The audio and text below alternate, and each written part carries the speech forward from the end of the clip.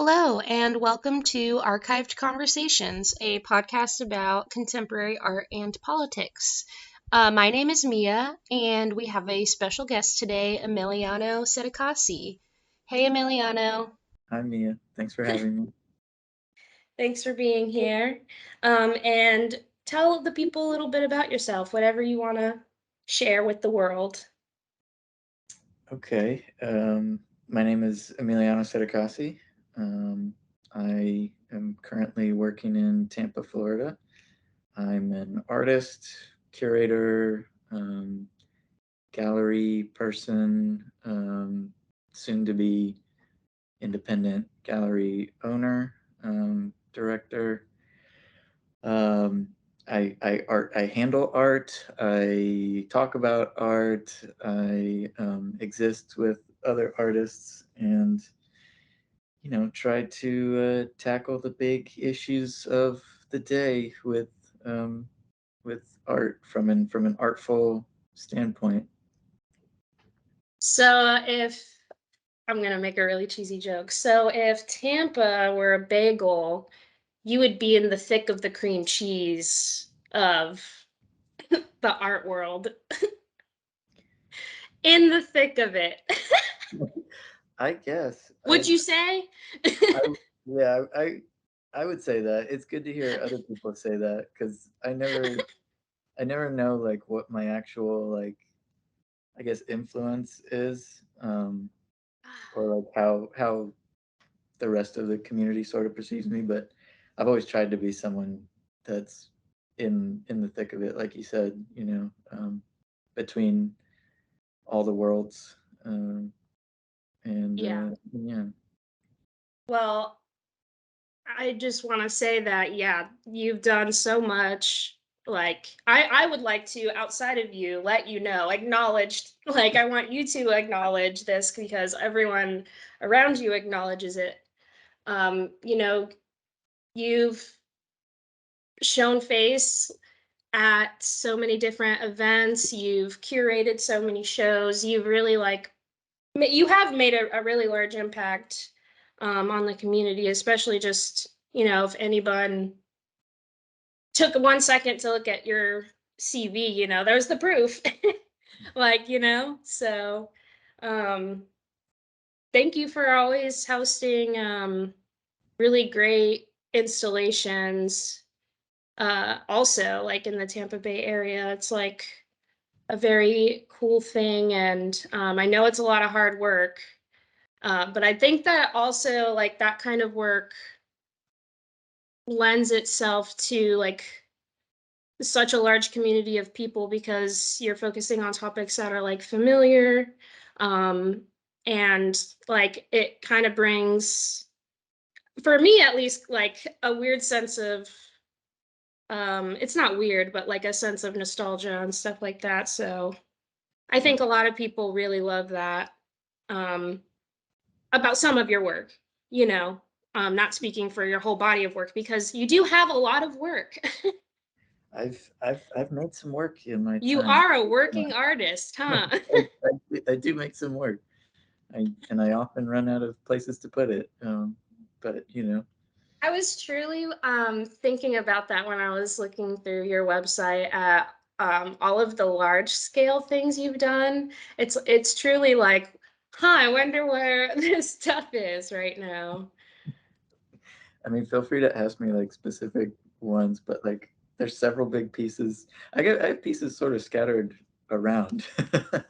Yeah. um, like I'm pretty sure my whole like BFA thesis, like the largest part of that installation. I mean, that broke down into three parts. It was like a very large fat man, who'd What was like it run called? up on himself. That whole installation is called Flesh Valley Extra Okay. Stout. Because I don't know, I was like new into like bar culture at the time, so like beer was on my mind. Um, but I mean, after that, like that large piece sort of exists in all of its parts. I think in like a warehouse storage, at Vigo Importing where my dad works. Like Oh man, yeah, Put it somewhere, you know. yeah, There's a giant it's huge. there's a giant poop tower that I like the rocket portion of a person who had pooped so hard they launched themselves into the air. That was one piece, also at USF, but that poop tower also exists at that same warehouse. But you know, those things are probably going to get kind of cut up and thrown away pretty soon. Man, I don't Can't stay want there them forever. to. Yeah. Man, I'm like, I just, I feel like it, because you have so many of those like larger, I don't know to that if it's as large as that particular piece, but you do have a lot of like life size cutouts, and I want to see them. Like, I know that they all are from different like exhibitions and shows, but I'm not to like diminish any of the meaning of it, but you know those like gardens that are like whimsy gardens where it's like they're Oh my God. sculptural, like I want something like that. Kind of, but like in a tasteful way, you know? Just to see them all in one room, because that would like demonstrate it, like I the hate to work of burst it the all. bubble, but I think almost I have two in the house with me here, um, including like the first one I ever made, which was a guy like facing away from the viewer and his pants are down, and it was meant to be like someone standing at a urinal, and like sometimes guys when they're in kindergarten, they use a urinal with their pants fully like on the ground, and it's just like a bit ridiculous. And eventually, you learn that that's not at all necessary or acceptable. But um, taking that into this kind of like adulthood realm, Uh-huh.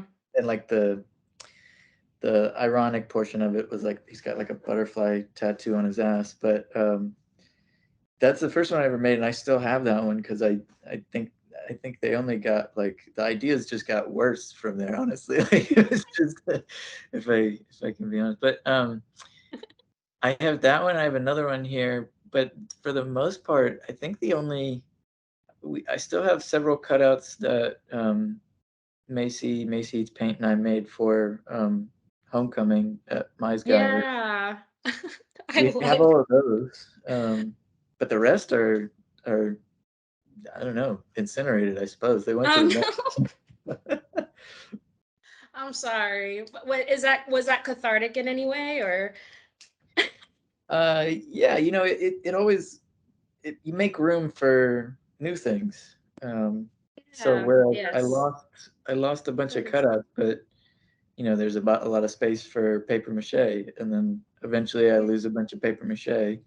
Um, but those don't take up quite as much of a footprint, and I can hang those and stuff like that. But Sculpture. it's always a give and take. Yeah. Well, if you ask me, it's all been worth it. I love your body of work. I wanted to ask as well. Kind of, I like to ask most guests this, but like, what was like your journey? I know, I also like took some time to listen to the podcast that you did with Desmond, which I'll like link that below too if anyone would like to listen to it. But I know you said like most drawing based artists, like if you ask them where their like journey as an artist began or how long have they been drawing, like ever since you can remember. So where would you say ever like you started drawing and then what happened? Like give us a little timeline of how you've gotten kind of to how you're working today as an artist. Oh boy. I mean, it is one of those things where like, um, I have an older brother, and I think when you're young, you sort of get different gifts from different people that maybe some things stick, maybe other things don't stick. But if you we had people that were part of our family, but like, you know, uncles, parents, not by marriage, but not by blood and things like that. And so when people that are a little bit further removed give you gifts, art supplies are like a really good like thing to give, because it's like, oh, kids like, messing around and making little pictures, like it's nice stuff. And my brother really took to that kind of stuff early on as well. And of course, being the younger sibling, I was like, oh well, I want to do whatever, you want to do what your older sibling's doing. um, so I started drawing, basically to keep pace with, like, oh, my sibling has a talent, let me also try and see if I have this talent. And then I was pretty good, I guess. I mean, I had teachers that were, seeing things in like third, fourth grade up to like, into high school, that were all pretty impressed with the things I was making. And definitely in high school, there was like, the high school I went to gives you a fork in the road where you're like, you can either take art for a year, or you can take some kind of music for a year. Hmm. Uh, so like people that didn't have any interest in like, the plastic arts, drawing, painting, or anything like that, they would mostly join the chorus if they didn't know an instrument already. Um, but people, I had some already, I had some talent developed already, but I never really considered myself an artist until like in high school. That was how, when it was like the first day of that art class, and the art teacher, shout out to Kevin Ball, he he like asked the class, like, okay, show of hands, like who here like considers himself an artist. And like I didn't even raise my hand, but people that had went to elementary school with me were like pointing Right. at me, and like, Yeah. and I think at that moment was like, okay, I Yep. have some sort of identity with this. And it was, it's a lot cooler to be known for being an artist than, known for being like, oh, he's good at chemistry. Like it's like it doesn't, as much as important Give you as some chemistry clout. is, as important as STEM is. I think I've always been someone that's just like trying to be cool, I guess. Aren't uh, we all?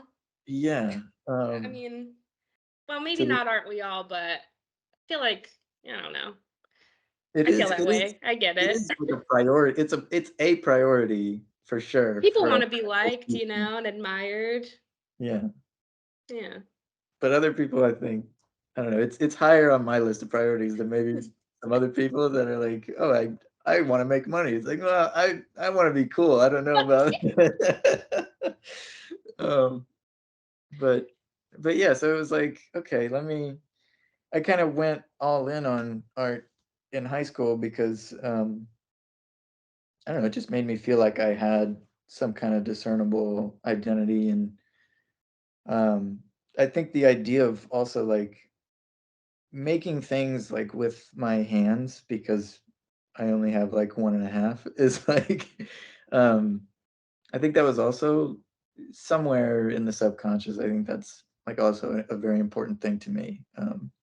And that's only, we talk about like cutouts and paper mache and like installations and things like that. And I think all that's part of it too. It's like, it's almost me being like, look what I can do. Look, and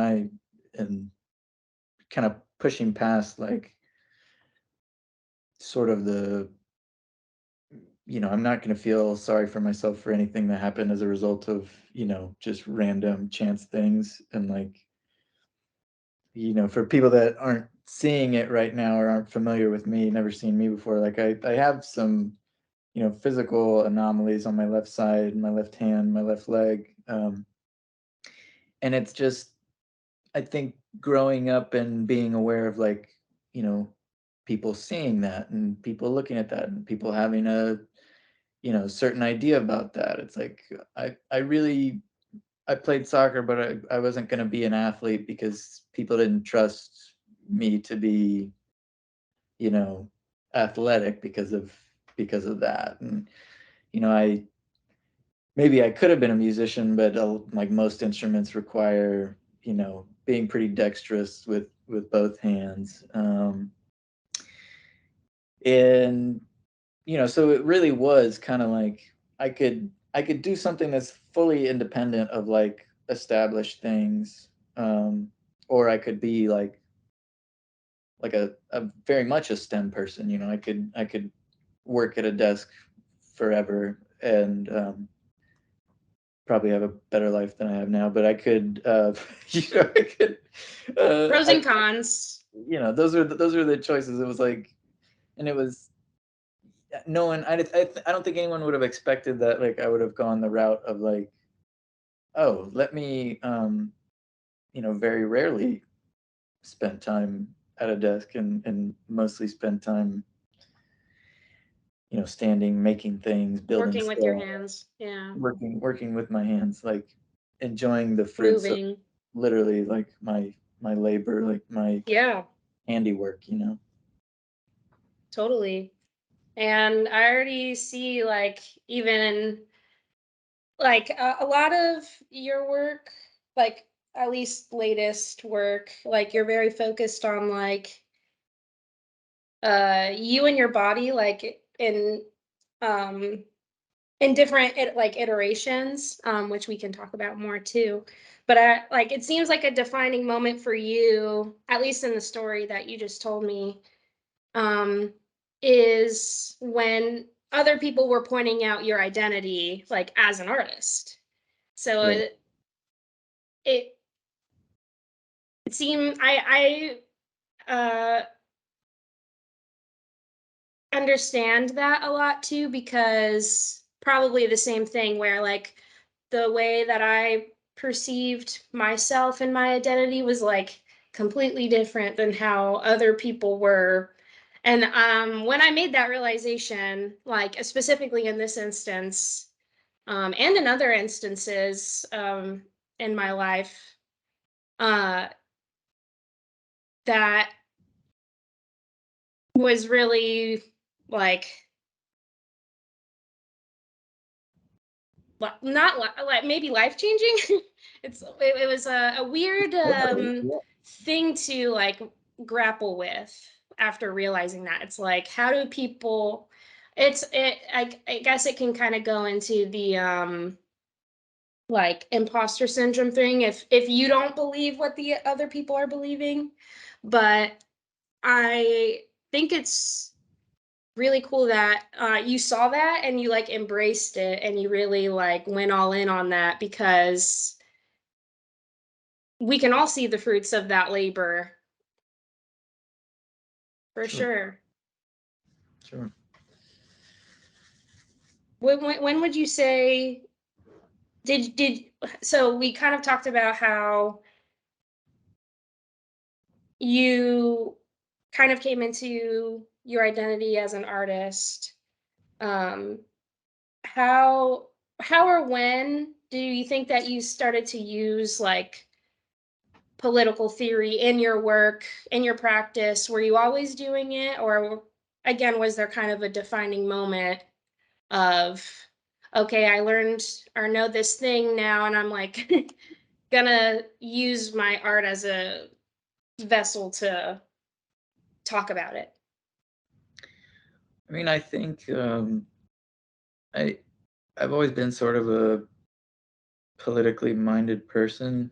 I mean, I say that, but I don't know. My grandma reminded me the other day that like there was a time like seventh and eighth grade where my if you had asked me, my stance was like, oh, like who cares about politics? Like that's not Right. even.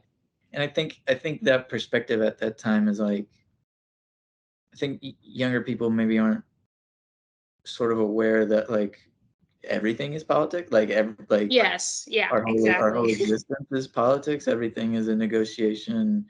Everything that occurs is decided by someone somewhere. Like all of this stuff doesn't just happen to exist.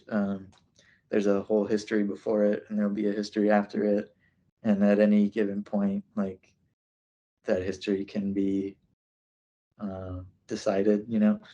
Um, so, but I mean, I was always like, I always knew that everything was kind of like messed up, you know. That didn't stop me from like me not thinking that I was, you know, participating in politics. Didn't that wasn't stopping me from understanding that like, oh, there's a lot of stuff that's really like messed up about the world, and I think like any artist on some level is kind of engaging in a process of like creating the world that they want to see. You know, the idea of creating something, you know, from a religious context, it's like making something from nothing, you know, and it's like only God can create stuff. But it's like, sure, if you want to be nitpicky, but like we do create stuff. Like we take things didn't exist, and then we synthesize some things that do exist and turn that stuff into a new thing.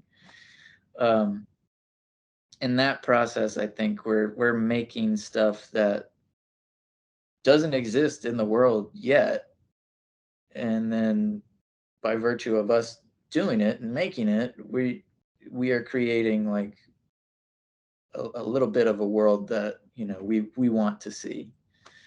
Um, and so like that's every artist is doing that. So I'm definitely doing that. I mean, um, you know, for a long time in terms of like educationally, like I was just making work that, you know, I thought my professors or my teachers were gonna like and give me a good grade Mm. for, and then outside of that, I Mm. was making my own work constantly. Like I always had like multiple like series going on. There was always like the thing to show in the classroom, and then the thing to make that is the Yeah. thing from the world that I want to create. You know, Yep.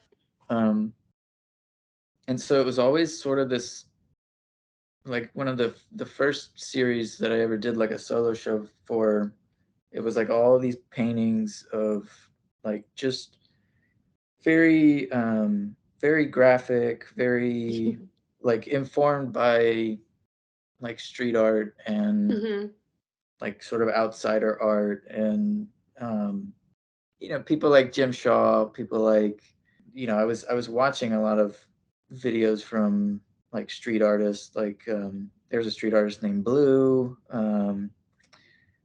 You know, Banksy was big at the time, but I wasn't really doing that kind of style, but people around Hmm. that orbit, you know.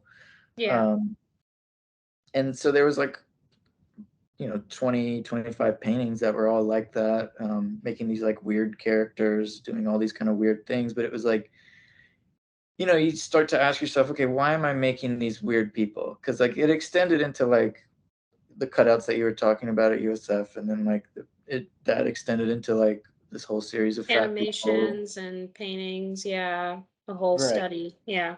So it was always like these other figures, and all these people are like really outside of orthodoxy, like out of the norm. They're not like none of these portraits are like typical like people. I mean, if you I told it to someone at some point, like, yeah, you know, if you did see these people out on the street, like you would remember them. Like it's that kind of thing. And I think that's even part of like me kind of justifying my own existence, I guess. It's like I know that I don't look like a normal person, so if I just Mm. make enough people look at other people that aren't normal, and because they're a painting, you know, they can kind of look at it longer without, you know, without offending the, you know, you're not going to offend the painting by looking at it longer,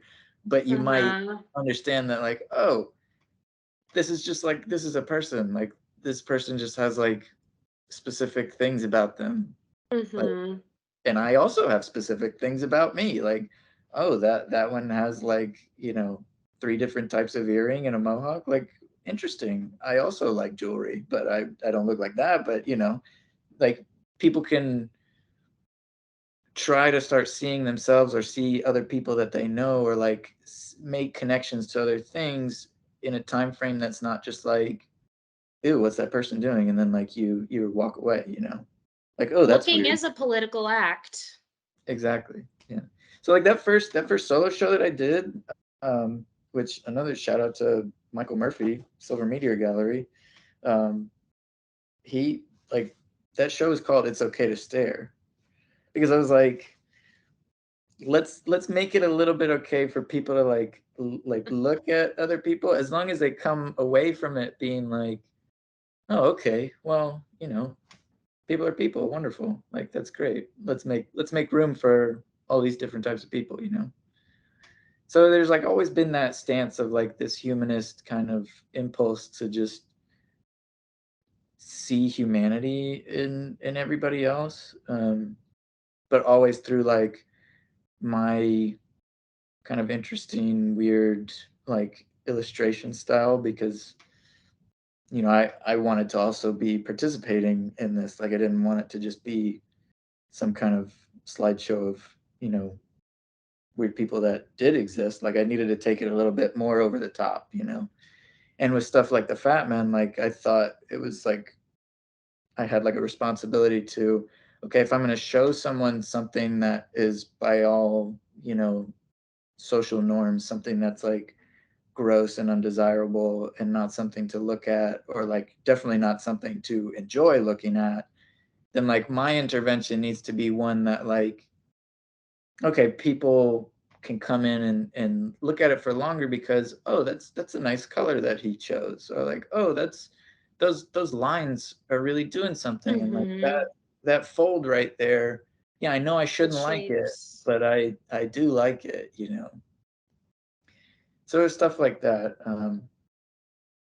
And then I mean, after 2016, it was like, how do you not just kind of look around you and be like, oh, we're all gonna die. Like everything is really not in a good place, because every Oh every man. barometer was like, Yeah.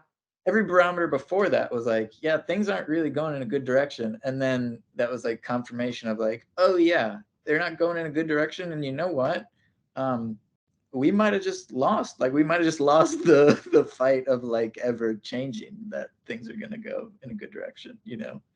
It's like people. I don't know who said it first, but it was like, the quote is, it's easier to imagine the end of the world than the end of capitalism. Well, it's like, I think 2016, a lot of people imagine the end of the world, and we're like, that seems a lot more likely than ever really getting out of this. So Yeah. I kind of like pushed away from like direct political, or even like the indirect political, like I was talking about before. Like I kind of pushed away from that, and for a while was just making like these decorative things, because it was, I don't know, it was like a way of just kind of dealing for a while. Yeah. Creating your own world. Exactly. Like Going back, right back to that. you Creating the mentioned world you want to nostalgia. I see. mean, people probably, if they're familiar with what I've done, it's like I was making a lot of work that was like, looked like stuff from the 80s. I mean, 80s graphic Mm-hmm. design, like the Memphis Group and Sot Sass and people like that. But it's Yeah. like, um, I was, if I can defend myself, it was, that was a little bit before everybody was, doing it. Like it was, I mean, people were doing it, but it was before it was like, oh, just kind of And the, like, we get it. We all want to go back to the 80s. But like, what is the impulse to do that? I feel like the impulse to do that is like to acknowledge that like the last time the future was possible was the 80s. yeah. Yep. And I mean, Yep. I wasn't there for that. I Well, was the born. future of humanity. The Right. future of humanity. And Yeah. the universe will go on without us. Yeah. Yeah. The sun's got Time a and few more space is billion going to years extend to forever. yeah. Yeah. 100%. But I think like, just in me doing like research and like making myself familiar with like the visuals of that time, it was like, Yeah.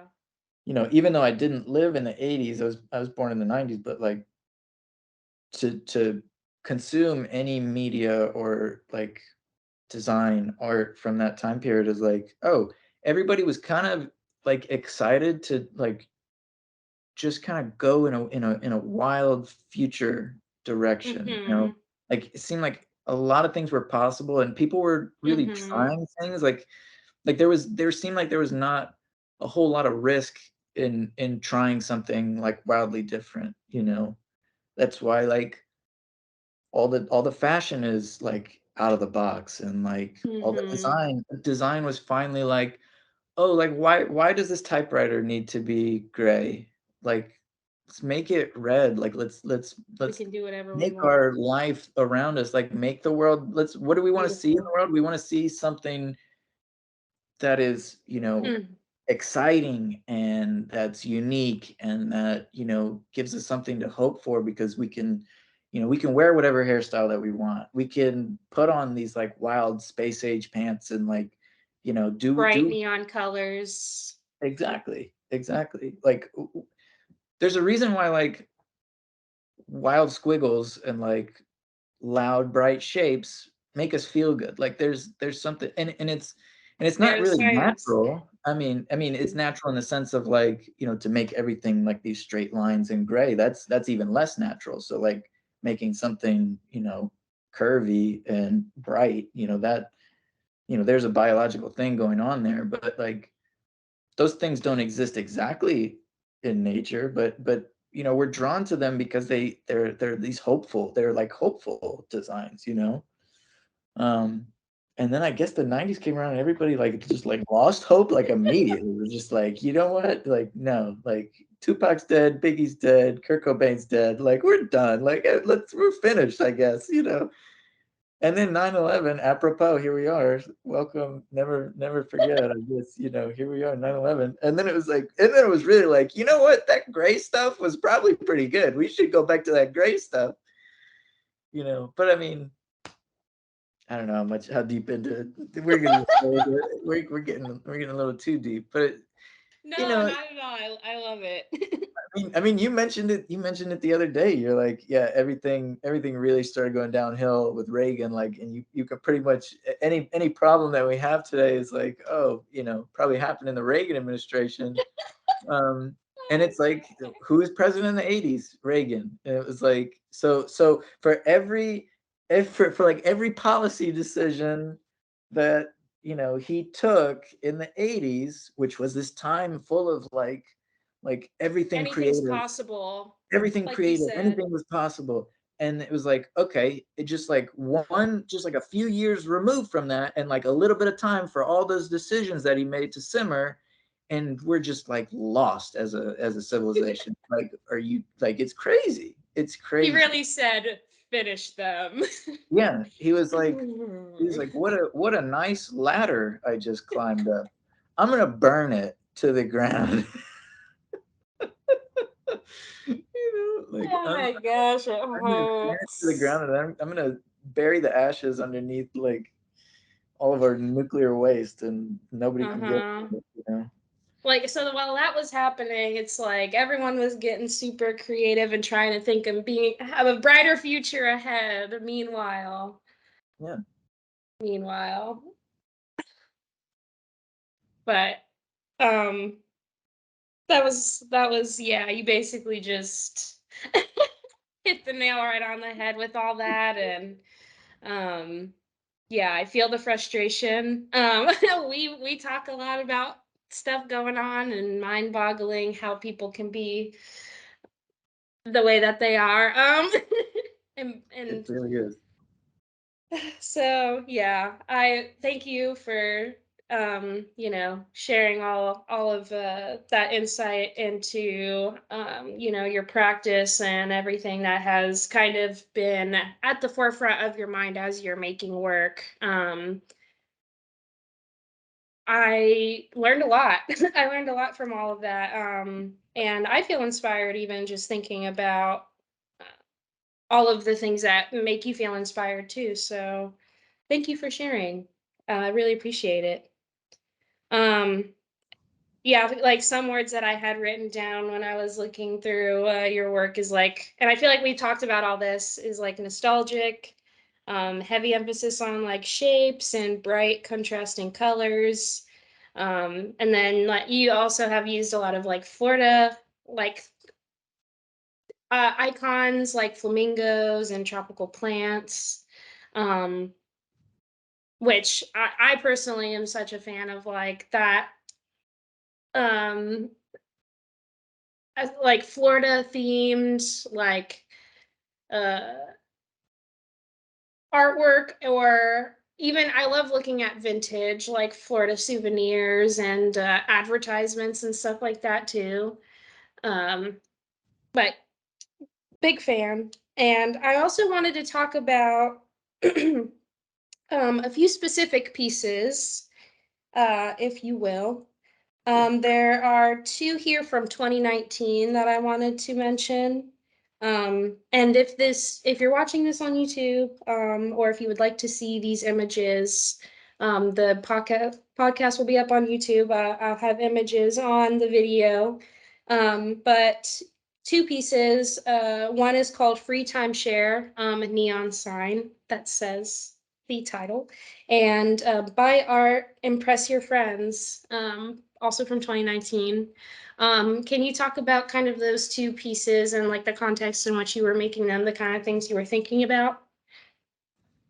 So both of those pieces were made for the show I curated, Rapscallion at Quaid. Mm-hmm. Um, and I think in terms of like being political with my artwork, or like taking a political stance, like very directly, I think that really started with that show, um, because it was right around the time like the IPCC, Intergovernmental Panel on Climate Change, for the UN, like Mm-hmm. just a few months, maybe weeks before I like was trying to sit down and come up with an idea for the show. Like they basically said like we have like 12 years, you know, Yeah. Yep. I remember that.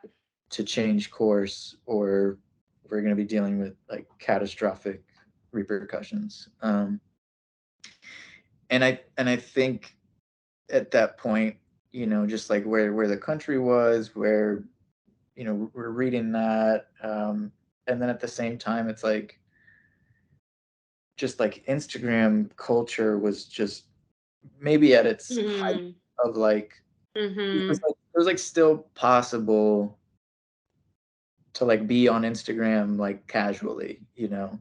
Yeah. But Instagram was getting to the point of Right at that. influencers were I wonder popping up. when Facebook bought Instagram. I don't know. I I wonder if think that was around the same time. it probably is around that time. Mm-hmm. You're probably right about that. That's a good point. Yeah, no, I was completely wrong. Facebook bought Instagram in 2012.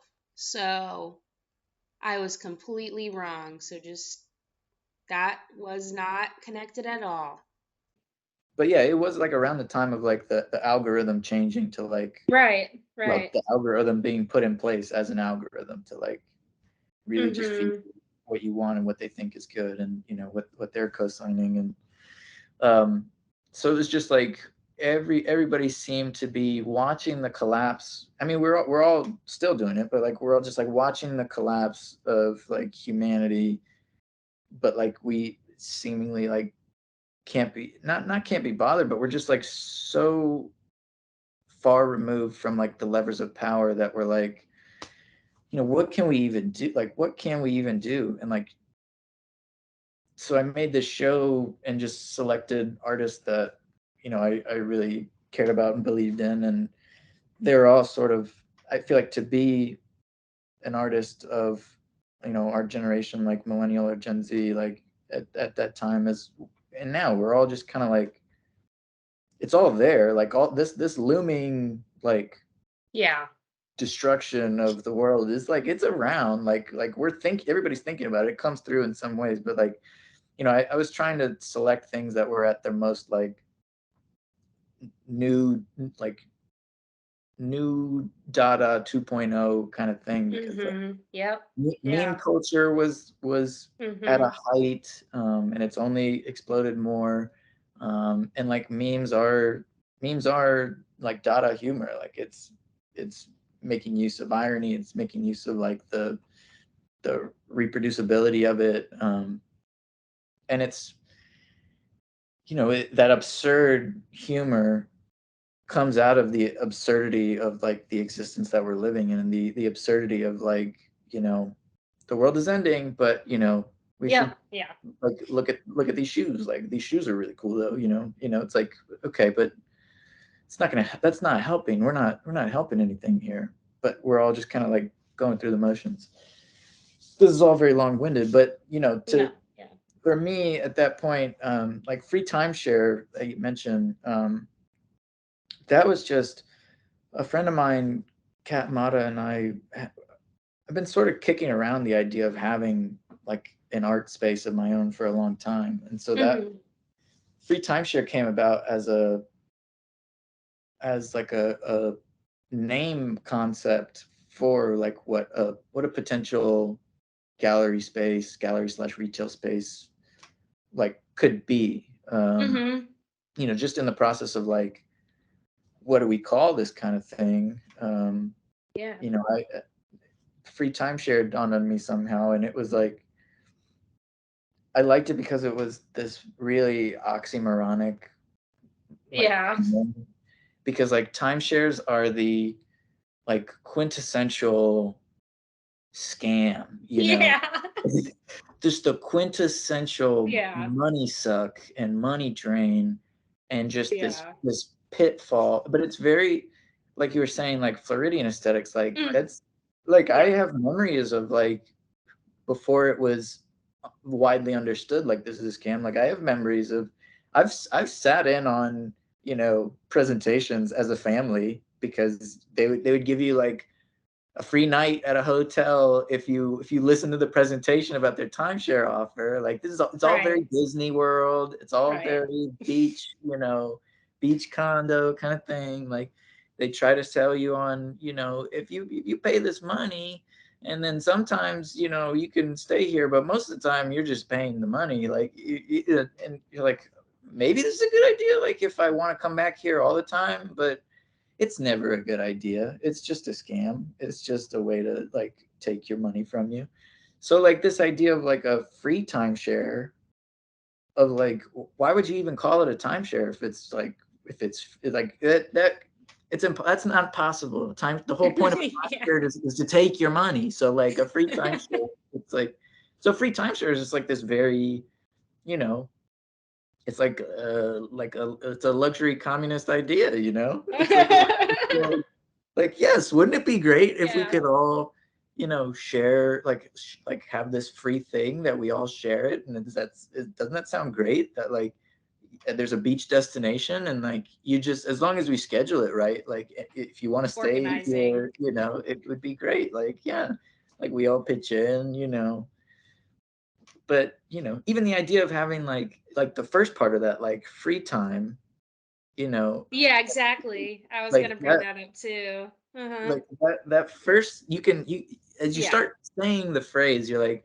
free timeshare, you're like, oh, free time, like, but Yeah. that, like, that, who has that anymore?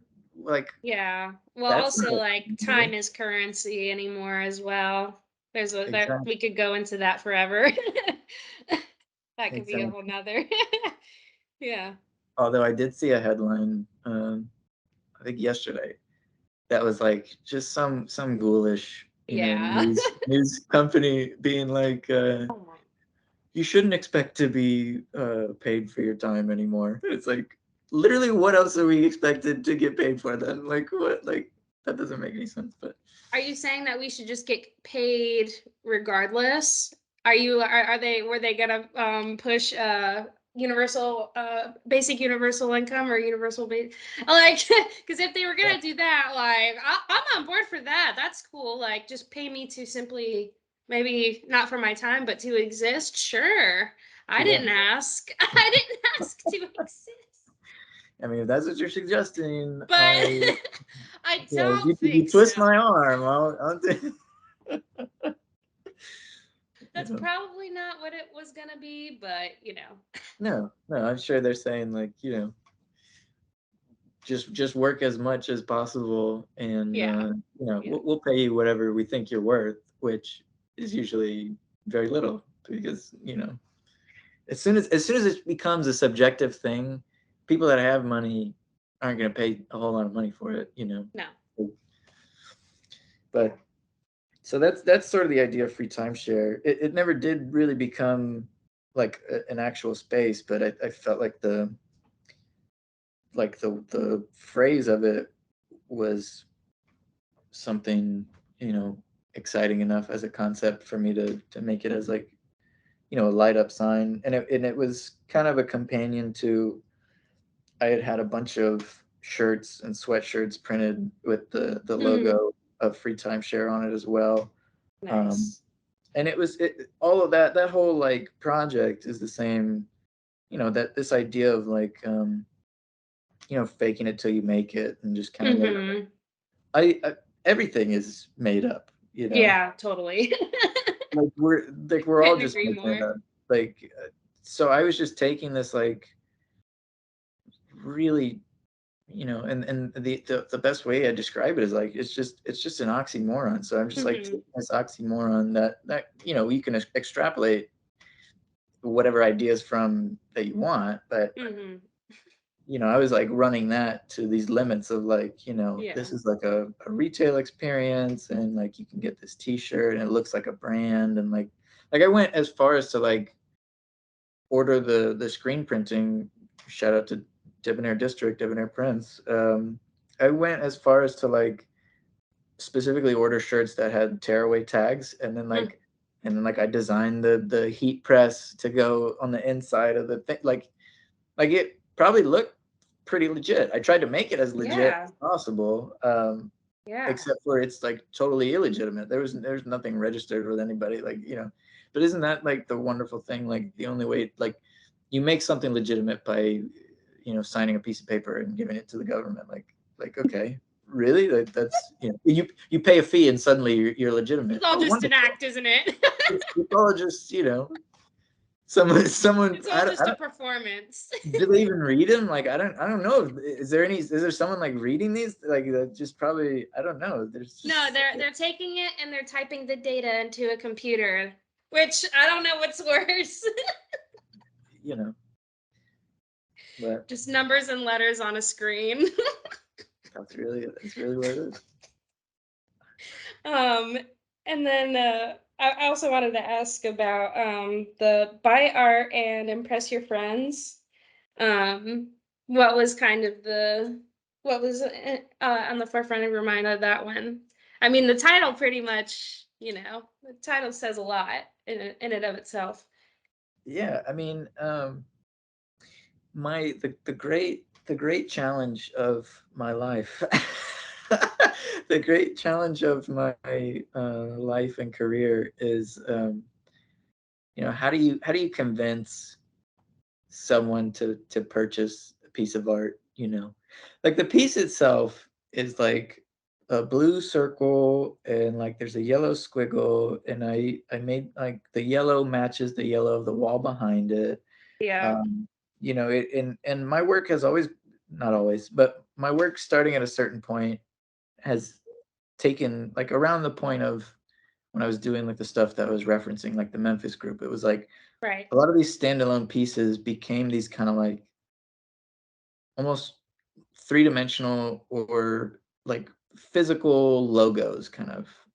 I was doing design, and Yeah. designing these things, and um so, like, that piece is similar. It's like, that could be someone's logo for some, company. It's kind of like a nondescript, not offensive, Um, and really it was like formally like making it, the challenge was like I want to fit this squiggly shape directly into this circle shape, and nothing is glued. It's just hanging in there by tension. Hmm. Um, so um,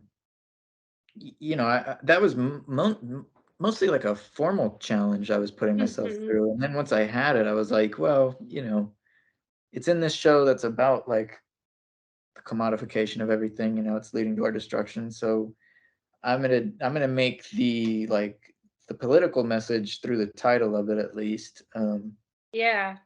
And so buy art, impress your friends. Like that to me seems to be the only way like major art purchases even occur. I mean, art's Hmm. purchased because people think it's an investment. Like that's how like big name blue chip art is sold. Uh, Hmm. and that's why you can call it blue chip. It's like they appropriate the language of the stock market and investing because this asset that you now have, if this person gets enough notoriety and enough acclaim and becomes Hmm. part of the canon and all this stuff, and then they die, unceremoniously, and you know you could make a killing if you sell it later on down the road. But The status of it. if you don't have that kind of prestige as an artist, it's like, well, what impulse does someone have to buy the art if they In the either first they must place. love it, which Uh-huh. is like I buy Intrinsically. I buy a piece of art because I see something, and then like if I can't imagine never seeing it again, like if I know I'm gonna want to see it again, and like I don't want to live in a world where like I don't have access to be able to see it again, then like Hmm. I need to buy the art, like that I Right. need to have that so that I can look at it forever. So there's that, like, and that's where you get like, that's how some people can make a living by kind of, oh, there's a group of people that really respond to this thing, you know. So for me it was like when I was making stuff that was, very 80s like and like very Floridian, I'm like, this is probably gonna sell better than all these naked fat guys. Yeah. I think I've sold like a couple naked fat guys, but for the most part, like the other stuff is much more popular because it's fat guys The make you laugh, economy of aesthetics. but that's that. It's like, Yeah. Yeah. do you want to live with this? Like most people don't want to live with the fat guy that they live with. So why do you want to live with the one that you you know? Uh so the other way that someone buys a piece of art is if they can then like brag about it. So Hmm. I feel like the strategy here living in Tampa, Florida, and I'm just armchair, philosophizing about this because I don't really know for sure. I haven't cracked the code yet. Time will tell if I can crack the code. But it's like there are people with money down here, um, Oh yeah. but there's only like a handful of people that are like avid art collectors. Hmm. Um, Actively. that like not there's more than a handful, but there definitely isn't like a huge There could market. be more. There could be more, and there could be people that are like there could be more people that are at least interested in art Yeah. enough to go attend things Yeah. that don't. I feel like a lot of Right. the money that exists, like a lot of the people that have money here, they come home at the end of the week on a Friday and Hmm. they enjoy the wonderful house that they have. Or, Saturday they go out on the boat and then they have a nice dinner. It's like going to the Yeah. art show doesn't factor Make the in cut of almost that. ever, unless Um, it's like a museum, right. Yeah. If which they it typically doesn't show. Like, usually shows those bigger names that are exactly. like in the forefront of uh what's the word? You said it earlier. Basically the big names currently. Yeah, yeah, the blue chips, the blue chip Right, artists. the blue chips. But so like I feel like the way to sort of create like an economy for Tapping more into that market. more local artists, tapping into the people that they don't go to the art show because what's the point for them? They maybe Mhm. they bought a piece of art somewhere down the road. Their house is mostly uh, just whatever they've come across. Mhm. It isn't a conscious decision to like, oh, I'm gonna go to this art show and maybe there's gonna be something that I really like and I can put it, Purchase. here or there. Most of the time it's like they've heard of an artist somewhere in their life and they can get a piece from them or like they've come across it. Like a ton of people, thousands of people go through the Gasparilla Festival of the Arts every year. Yep. And like I think a lot of people make that's like their art outing and they make that outing and they buy Yeah. the piece of art for their office. They meet an artist that they're like, oh, this is great. I can start a relationship with an artist, like all this stuff. But like after, the second week of March, not the first week of March, and every week other than that, what Mhm. are you keeping up with like the art that's being made in your city? Like, no, not really. And it's like I don't blame them, but my idea of like, okay, how do we get them engaged in this is like, and I've mentioned it to you before. I feel like you have to get some rich person somewhere to buy a piece of art and hang it in their house, and then you need to also get that rich person to invite other rich people to their house, and then you also need to get that rich person when their friends are like, "Oh, that's a weird thing that you have." And he's like, "Oh, you've never heard of?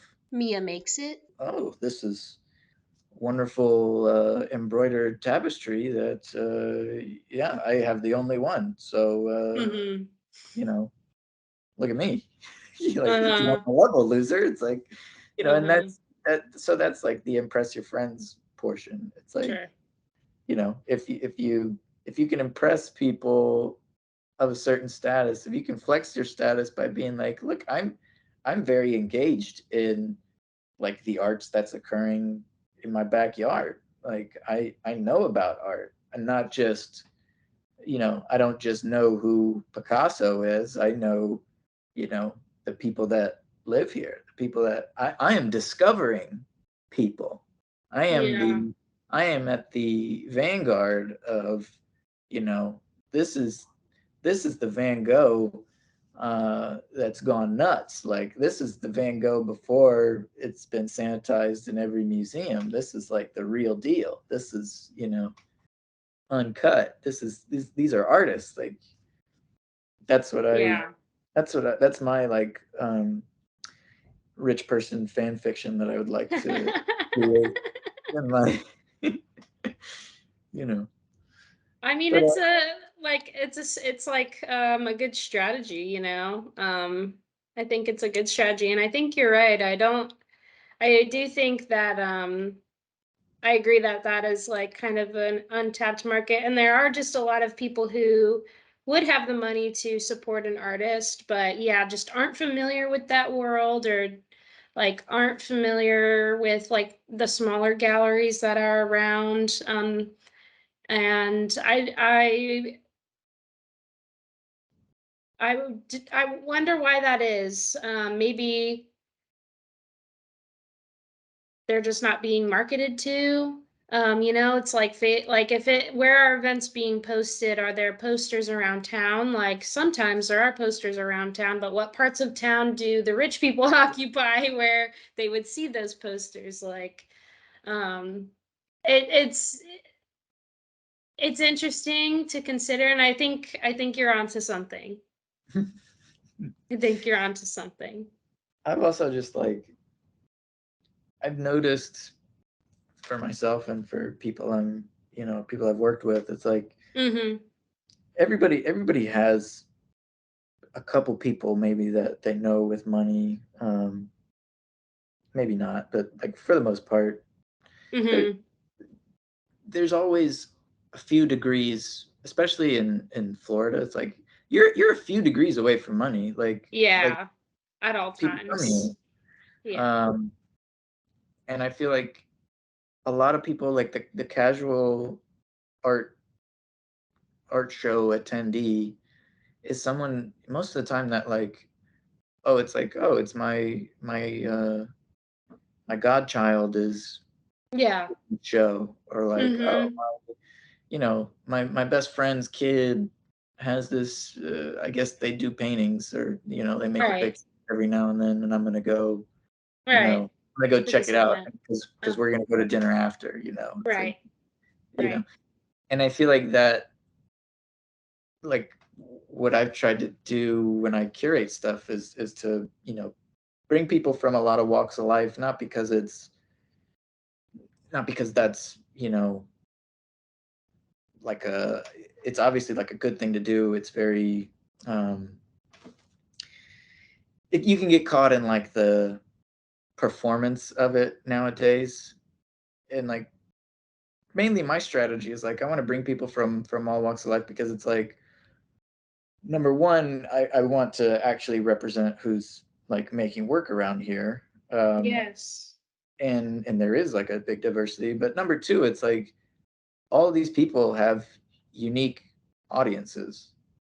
Yeah, And exactly. if all those unique audiences are suddenly commingling, and like Noel Mason at the Mayor's Forum on the Arts, like I think this was 2019, maybe 2018. Whenever Jane Castor like had just become mayor, she came to HCC and they did a full forum on the arts, and Noel Mason was on the panel, and she talked about like we need to create a critical mass of uh, you know an art audience, basically, where like Yeah. to the point where like enough people know about the art that's occurring in the city that they live in, that like it is just ingrained into the culture of the city. Like Yeah. if everybody's participating, then like Yes. that's everybody can create this economy, and like that's where you get people that are like, that's what develops taste. That's what like people are like, oh, I actually like this type of art, and oh, there's all these other artists in this city that are like kind of working in the same realm. Like, let me go to this show, let me do that. But enough people have to be aware of it at a certain point, Yeah. to the point where like that becomes something that people casually bring up to their own networks, like, Yeah. oh, what did you do this weekend? It's like, well, I Mm. went to this show. It was, at this place, and like, there's this really Word of interesting mouth. art, and I got this piece, and like, you got to come over and see this piece. And then you can shame that other person that didn't go to the art show. Like, look at you, uncultured swine. I have this wonderful piece, Yeah. Um, but that might all be just like wishful thinking. I don't know. I mean, I definitely see it. I feel like you're right. Because even just um going to gallery openings and going to museum or other like going to closings and like lectures and stuff, you kind of tend to see like the same people every time because it's a community. So, I mean, in my experience, it seems like, you know, it grows like every year, especially with more and more people moving here. And, when new students come, like for USF and UT, who are the art students, that's a whole new pool of people every year that can uh, be informed about the art spaces that are around Tampa and things like that. So, like I said, you're onto something. I wish I didn't need to be on to anything. I I wish, know. I that's like know. that's the real pain. Is like I'd like to imagine a future where I don't have to spend as much brain power, Yeah. trying to scheme ways of like, lifting everybody's boats. I'd much prefer to just let us all make our little pictures and still be able to live a life of dignity. But you gotta do some schemes, I guess. Our labor is commodified. Yeah. And I also wanted to talk about basically your whole the show recently, your most recent solo exhibition, like the whole thing of it. I would like to talk about, and then there's two pieces, maybe that I want to touch on specifically, but there might be some that you bring up. But Narcissus, that whole show. Do you want to kind of give a little spiel about your statement to the listeners? Ooh, maybe. I mean, maybe there's somewhere that you can link it or I will. paste Yeah. it. But um, What were you thinking about when you were when you were curating or creating this body of work? so I mentioned like 2019 when I did the Rapscallion show. Like I was Yes. already thinking about like social media and how you know how people were using social media and like the possibilities that social media was trying to convince us of. Um, and it was like at that time it was you could start a little business, you grow a little audience, things could be favorably and organically grown. And then you fast forward, and the pandemic really, I mean, obviously it changed everything. I mean, everything. It's probably the most, it's no, not even probably. It is the most consequential historical event like of our lifetime so far. Today's 9/11. 9/11 killed 3,000 people. 3,000 people died on 9/11. 3,000 people were dying daily, like in certain months of 2020 and 2021. Um, like now, I'm sure we reach a 9/11 like every couple of weeks here still. And it's like the magnitude of this is inescapable. And ra- in, unlike 9/11, where 21 years later we're still like there's still the impulse of like never forget. Now at this moment, after countless 9/11s every day for 3 years, we're like don't even talk about it. Just like please forget about it. But like in this time period where people were out of work, people were leaving the economy for whatever reason. A lot of times people were just kicked out of the economy because it wasn't, those jobs just weren't going to happen anymore. Yeah. That business that you worked at, sorry, it's out of business. This is Yeah. the point.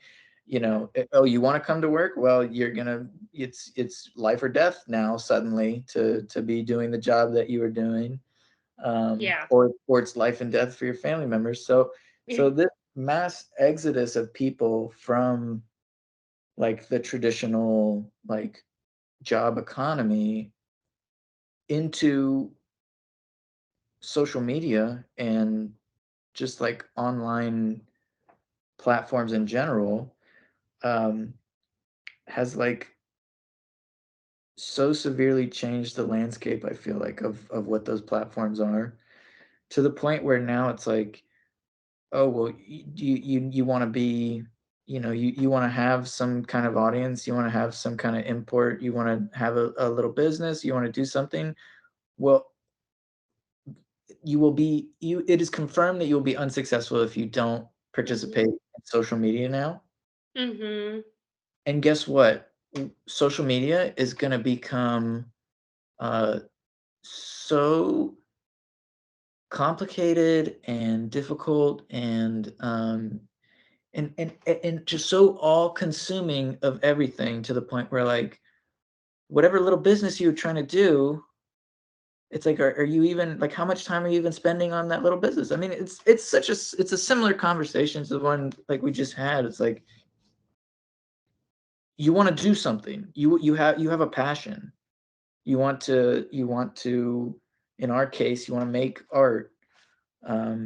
Well, now it's like, it used to be the prerequisite was you need some supplies, you need some kind of, brush, paint, canvas. Mhm. Like, you need brush, paint, canvas, you need a ring light, you need a DSLR camera, you need to post 27 times per day across all platforms. You need to know how to edit video, you need to know how to edit pictures, you need to be, promoting your posts strategically. You got to post at this certain time of day.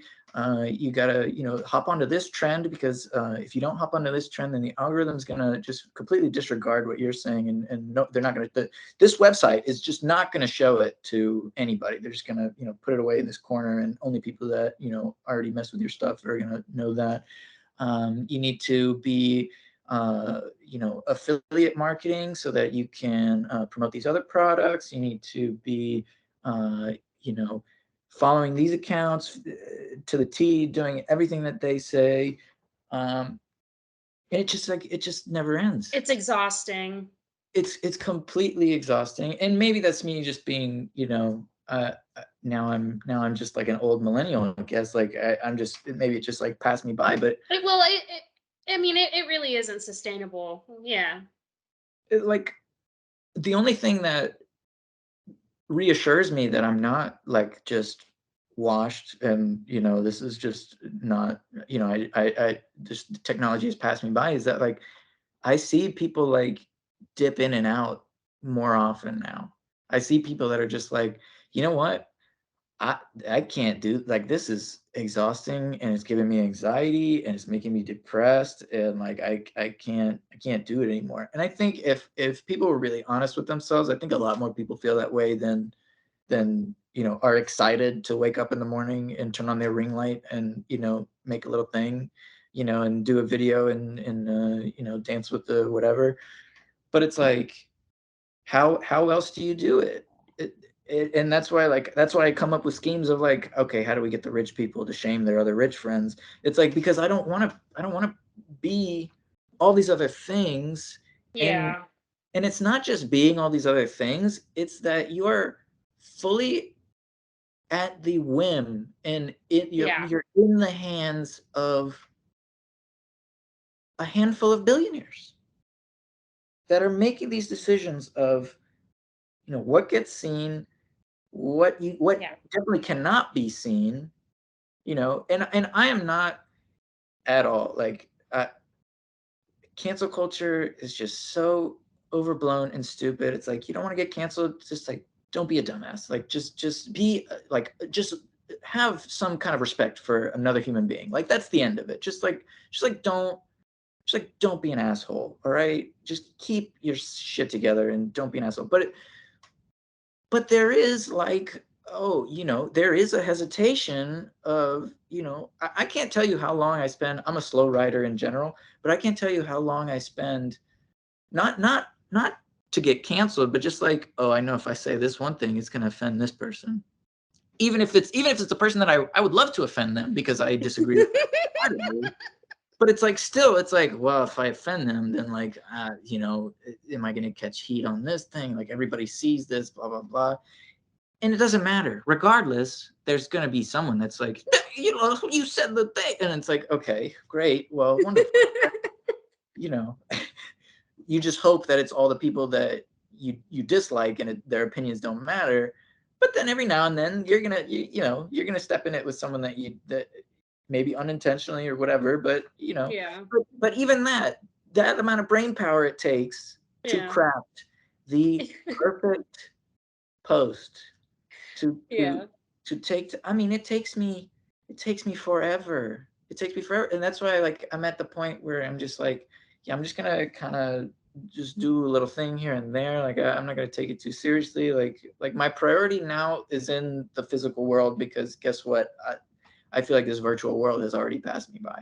So Yeah. like, I'm gonna use it to Mhm. the extent of like, okay, like, this is where people are. So Yeah. like, I'll I'll share the things that I want to make. I'll do this. If I want someone to come to the show, like I know I have to let people know, and I'm going to let people know by putting it on the worldwide bulletin board that exists, But in terms of like being a personality, that's the whole thing. And that's what this is like. When social media first started, they were like, oh, you have to be a brand, like you person, individual, with no training and no marketing strategy, and very little point of view that can be like, most people have very little like point of, like, they're just here, happy to be here, we're on earth, how's it going, like this is my little shit that I do. Normal everyday, yeah. It's like, you must be a brand now, and so you got all these people that are like, what's my, what is my thing other than like, hi, I'm here, I do these. And so like all of that, thinking about all of that, being exhausted by all of that, and finally, like a really great friend of mine, David Pagliarulo, he had a conversation with my brother, so I wasn't part of it, but word got back around to me that like his opinion of my work was that like it needed to be more vulnerable. And I knew he was right, is the thing. Like I in a way, at that time anyway, I'd just come off of like multiple collaborative projects with my partner Macy Eats Paint, and they were great projects that I was very pleased with the outcomes, and pleased with what we made, but I failed to see much of like me in them, because I'm like the eternal people pleaser in a way, which is all wrapped up in me, being insecure or whatever, and not wanting to be a burden to the point of then just like relinquishing all of my agency to, and not that Macy was ever requiring that of me, but just like, would it be difficult for this project that we're doing to like conform to like my vision? Probably more difficult for that to occur than for me to just, serve the project. And it just so happened that like me serving the project meant that like a lot of my identity and all this was like kind of secondary, aesthetically. Like it was just like, the keen eye could be like, oh, but the unkeen eye would be like, oh, this is nice, and never, never knew that I was even be a part of it. So I came out of this like period of not making stuff that was really like an assertion of who I was. And then I received that comment, and I was like, you know what, that's correct. Like I do feel like something is lacking in my work. I do feel like I need to, show more of like who I am, I guess. And but I am also like spiteful. So so like the idea of like, oh, well, what's the thing that's vulnerable, even if it's like not even my greatest vulnerability, it's like I think it is a point of vulnerability. Like my physical anomalies are like, something that, I can go days that I don't really even consider it. It's just like, that's, I mean, here I am in the world, yeah. And there are some days where like, that's front and center because I couldn't hold this one thing when I was hammering it, or, or it happens rarer now, but like there's still sometimes where like strangers just like do linger on it for a little while, and you're like, interesting. Okay, I am still being noticed like about this, you know. Um, no matter how many things I build, like it's still an interesting thing that, you know, people don't see very often. So thinking about, you know, social media, person as brand, what could my Mm-hmm. brand be, and what could my brand be in like the most, not the most, but in a vulnerable, Mm-hmm. or at least the appearance of vulnerability, um, kind of way. So I very quickly I made this like little light up thing. I just gotten a router, so I was like, you know, I'm gonna see if I'm gonna, you know, see how I use this tool. And like I made a very simple design of like my left hand, and made this like light up LED neon sign of my left Mm-hmm. hand. And it was just like immediately a logo, because Mm-hmm. I, for whatever reason, like I design stuff. Like I'm a designer as much as I'm an artist, I Yeah. guess. But Yeah.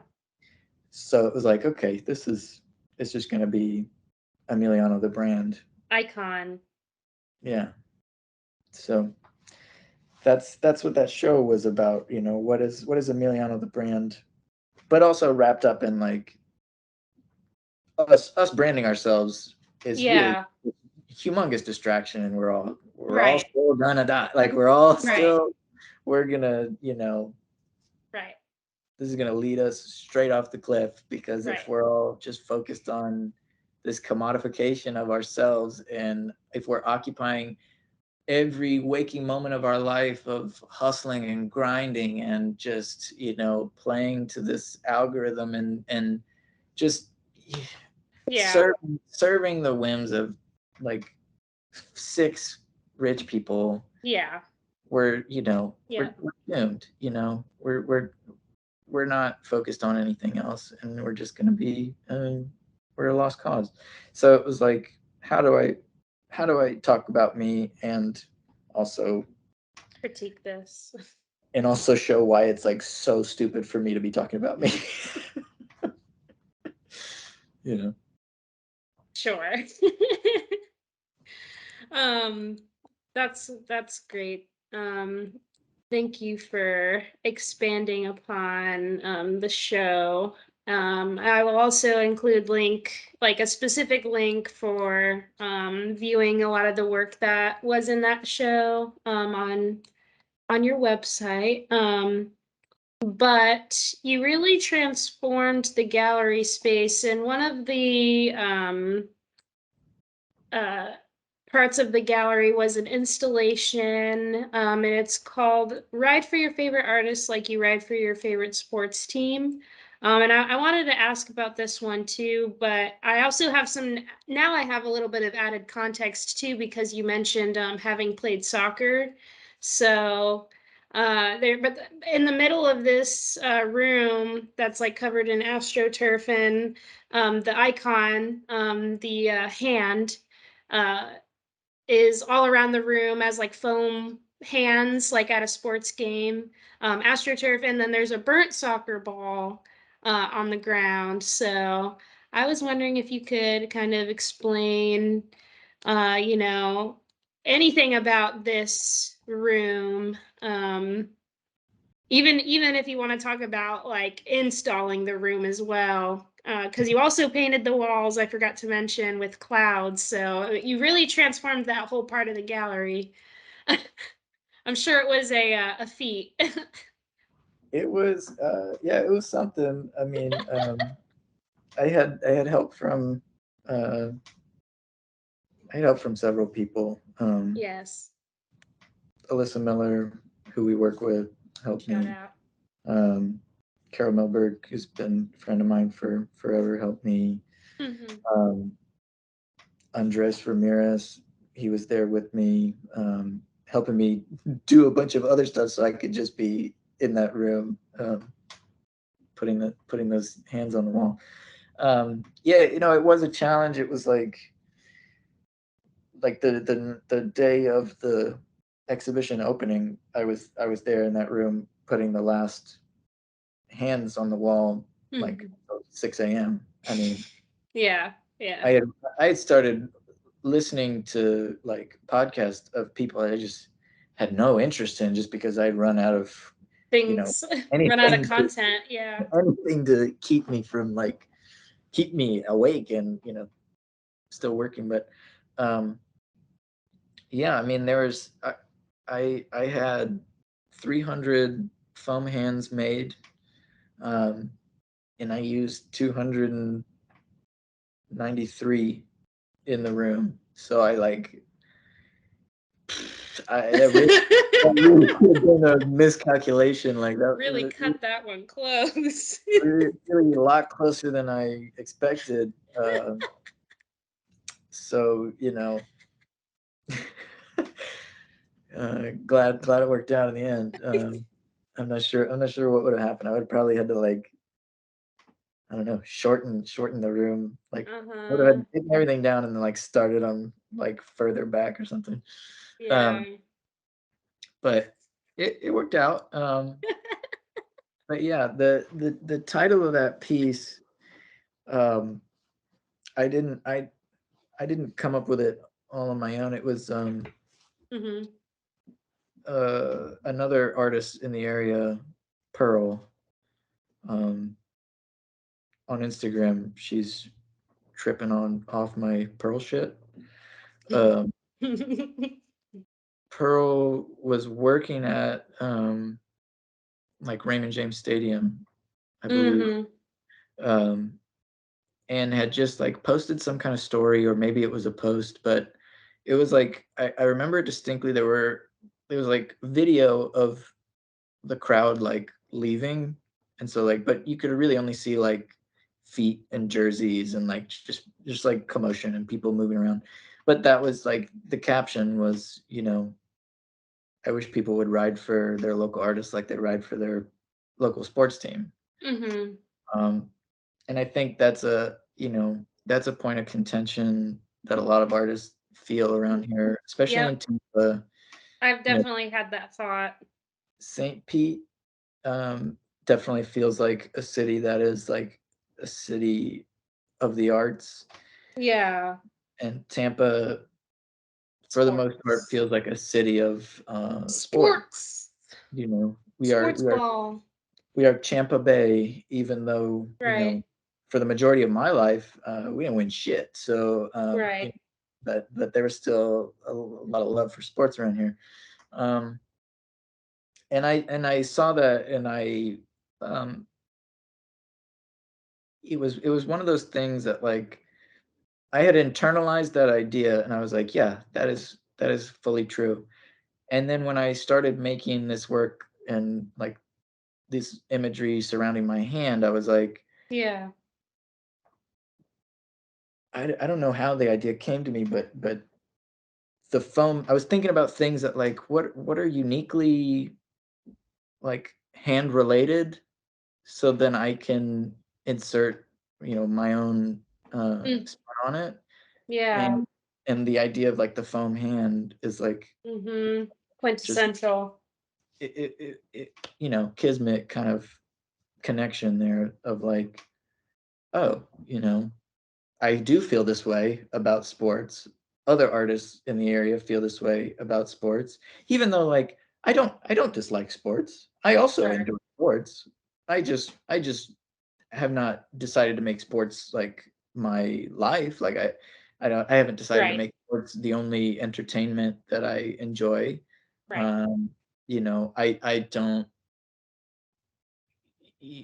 like, my connection to local sports teams is very much like, oh, wonderful. When they do well, great. Like, good job. If they don't do well, well, those are our guys, whatever. But I I Yep. I I don't have paraphernalia. Memorabilia is better than paraphernalia. I don't, yeah, but I don't have like I don't concern my my schedule doesn't revolve around when the next game is, I suppose, you know.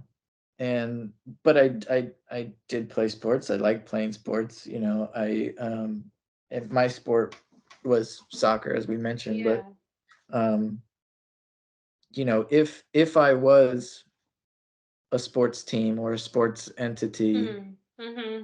and I, you know, obviously I am an artist, but you know, if we're engaging with this idea of like, what if people responded to artists the same way they responded to sports, and what if there was a similar audience, and what if there was this like memorabilia and all of this, you know, commercial backing to it, then like the idea of the foam hand is like something that directly speaks to what I was doing, and I thought was just like could be like a just like a really beautiful object of like, wow, if you're a supporter of me, then you need to also be like my cheerleader in the stands, wearing the hand. Like it gives people away. It's like this mass producible object that like if people want to, you know, it's similar to like wearing the jersey of, you know, your favorite. Yeah. Like you don't need Showing to wear support. a jersey with my name on it. You can embody the hand. Like that's Yeah. you know, that's some people's idea of what me is, you know. So Yeah. like, pop that on and you're, you know, you're my biggest fan. So um that's how it became this like, Mm-hmm. because it was so reproducible, I wanted it to mimic like the idea of like a capacity crowd all, you know, waving the same things. Because I mean, I had been to a Lightning game like a year earlier, and it was like one of the first things I had, like someone, like Macy's family had tickets, and Mm-hmm. um like a bunch of us went, but it was like the first time I'd been to a sporting event in like a really long time. Yeah. I didn't really go to them before the pandemic, and then obviously Yeah. didn't go to anything really during the pandemic. So, you know, coming out of that, and it's like summer 21, you know, I go to this Lightning game, and I'm just like, I look to my left, and we're like pretty high up in the stands, you know, but I look to my left, and it's just like this sea of blue, and like more, that's like the largest display of like solidarity. You know, it like fandom, sports fandom is like this, Yeah. I never this thought about it that way, but yeah. it's such this like democratic solidarity, you know, in your hometown, we are the majority. We will fill these stands. We will show our camaraderie with wearing the same outfits, the same colors. These are our colors. These are what we fight for. Sometimes literally, if you get drunk Yeah. enough, like this is, you know, we will Yeah. participate in the chant. We will spin the towel. We will, you know, blow in the noisemaker. We will Put beat on the face paint sometimes. inflatable. Yes, like we will go to war by our hands. You know, like I will like I will murder this referee if he does not award Yeah. my team the correct call. Like Yeah. I will jump down there and defend my sweet baby boys on the pitch. Like I will, you know, it just it blew my mind. It made me realize Yeah. that in like, so, you know, I and it was the same impulse. It's like, man, I wish we could be this organized, you know, And for shit that mattered. You know, mm-hmm. be this organized for something that wasn't, you know, uh, Yeah. a puck going into a net. Like Mm-hmm. the puck going into the net could be like the dissolution of the chains of capital. You know, we could really get onto something here if we could all just be like, you know, sports fans rooting for, you know, a better If we future. just viewed life as a game, I if mean, only. you know, in some ways it is. It just happens that like a lot of people like us are not winning the game. We're just like really behind. Like we do not have great cheerleaders at the moment. But you know, I saw that, I'm like, that's crazy. So like that's why I needed that whole room to be just like full, because that was the experience that I Yeah, had. Like yeah, exactly. and like I just happened to look to my left. Like it wasn't, Yeah, it just like shocked me to see that kind of thing. yeah. But um A yeah, unifying force. around maybe like the least consequential thing that, you know, could possibly be. But Yeah. that like, you know, Yeah. if they win that game, your kids don't have any better future than they had No. when you got there. But um I mean, that's a simplification, I guess we can. But Sure, sure. you know, so the ball in that installation scenario, it was again like, you know, we're in this sports context. So, you know, what's the sport that I have like the most connection to, that like there's evidence that I did play in some organized way. Um, and that was soccer. So like I had to find a soccer ball, which is like harder than you might think, like to find a soccer ball that just looks like like the, you know, signifier of what a soccer ball is, like the black and white checkered ball. It's like soccer balls are outrageous now. You got all different kind of stripes and colors and all this stuff. It doesn't make any sense. But you know, so I found a nice classic soccer ball, and then yeah, I did burn it, which is probably like, you know, not I it's probably not the best way to make the point that I was making, because like the point was like, you know, um that like as we are all participating in the stands and cheering these people on, like I said, for like the consequences of whether or not, you know, your favorite sports personality wins the game or not, are really not that, you know, grave. It's really like, Mhm. oh, okay, and The all our world lives goes haven't on. changed. And while we're all enjoying this performance, just Mhm. everything's just getting hotter. It's like we're watching ice hockey in Florida, and guess what? That's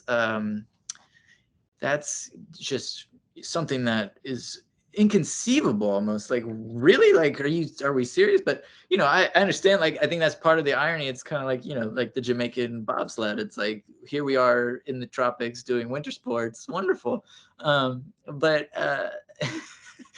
but really, like, outside of that arena, we're still cooking out here, you know, and I know. eventually it's going to get hot enough that we're just going to start, like, these balls, we're going to kick them onto the field and they're just going to combust, because like, you know, so that was the point. Yeah, okay. Love that. I know. I always think it's really funny. It's not funny, but I always think about the logistics of whenever they, like in December, they put up that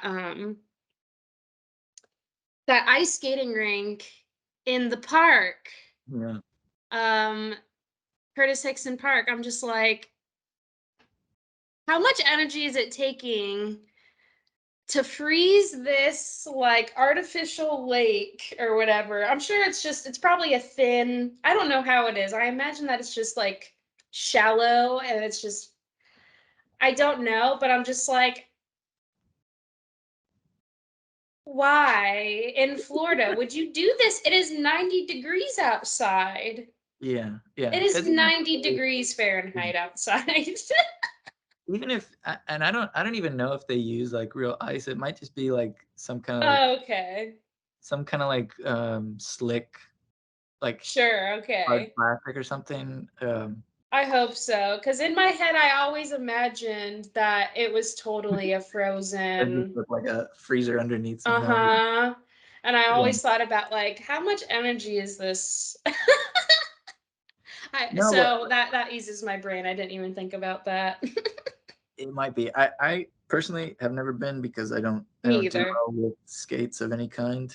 Yeah, It's not meant for me, not my sport. that's But that okay. same, as you're saying that, it's like I thought for sure when we realized, like, definitively, like, Hmm.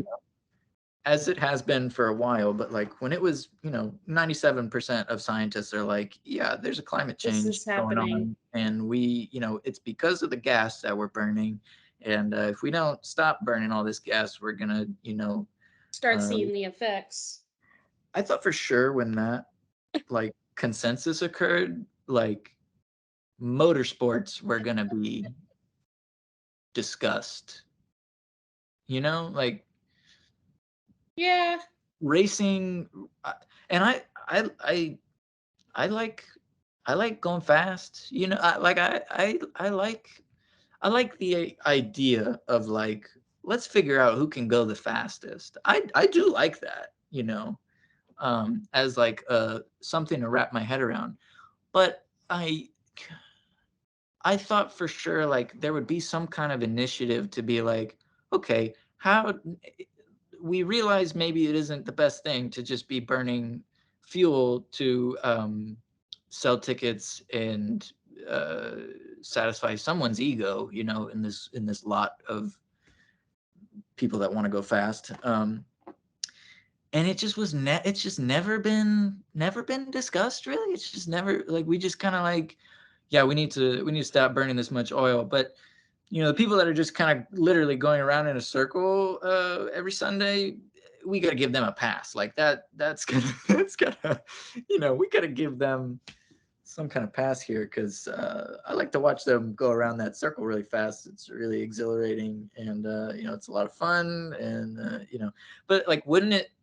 I mean, just now more like sports fan fiction to add to the other, like, future fan fiction that I'm writing in my brain all the time. But it's like, you know, isn't the idea of, like, these races that were like, it's not just who's going fastest, but it's like what team has the best engineer, and like what team has the best technology that, like, we can put this specific type of oil, and like we can do it really fast, and it can, fire up this engine that does this, like, amazing thing, and it's all proprietary, and we have like three geniuses that are all cooking the numbers and like making this wonderful engine, and it's going all this, like, how could that not, like, all of that brain power, like, couldn't they have just also put that into, like, let's make the fastest, like, electronic thing that we could have, let's just make a giant, industry out of, like, the fastest EVs, or like the fastest solar powered, like, thing, or like couldn't you put all of that engineering prowess into, making it neutral, and like couldn't we make couldn't you make a better stadium that, like, takes the energy of all of that, all those wheels going around all the time, and couldn't that be, like, also, like, brought back? Couldn't we make it circular so that, oh, the activity of, like, spinning these wheels so much is, like, also charging the car, and like also, like, the track can absorb the heat or whatever, and that can be turning some kind of turbine somewhere else, and like, actually, you take the races to Monaco, and the race can power Monaco for a few weeks after. Like, wouldn't that just be like, no, we're just gonna burn the fuel. The fuel is burning pretty good. Like, it burns really good, and then we go real fast. So, why do that? But Oh, and the profits. And the profits. Those sweet, sweet profits. yeah, yeah. If they switch to an EV, then the sound you're gonna hear, rather than like a vroom, is gonna be like a and that's just not as Well, the satisfying. power is going to be built in otherwise, and then they can't just keep selling us gas every single week. Yeah. And also gouging the price of the gas that we rely on to get to Yeah. work so that we can make a living, and even though our labor is being exploited. Oh, yeah. Hell yeah. Let's go around that track. Let's drive out to the racetrack. Oh man. Well, thank you for explaining the background of that, and getting into it. I enjoy it. The last little piece that I wanted to talk about. Well, I don't want to say little, but it's one of the looping animations that was in the show. I believe it was in the show. Bird. Mm-hmm. This looping animation. I love it. So I would love to hear anything about it that you would like to share. Yeah, I mean that's really quite that's a simple one for me to explain. So thank you for the softball. Yeah, Yeah. that's what I'm trying to do here. Um, Keep it lighthearted. yeah, that's the perfect. It's very lighthearted. I mean, Bird, as you probably gathered from like the motion of it, is it's an animation of me flicking the bird with my left hand, which for context, when I like my particular like birth defect, what happened was, at least my understanding of what happened is that like my mom's water partially broke at some Mm, point in the pregnancy, and like she went to a doctor and they did an ultrasound to see if anything was wrong.